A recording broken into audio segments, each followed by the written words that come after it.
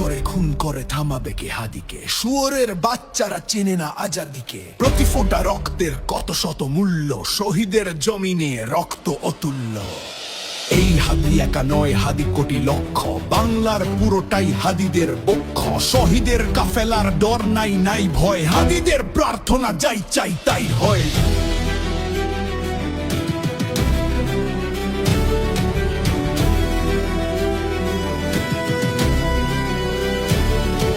হাদিরাই এই দেশ জমিনের রক্ত, যুগে যুগে হাদিদের কেন যে অথত্ন।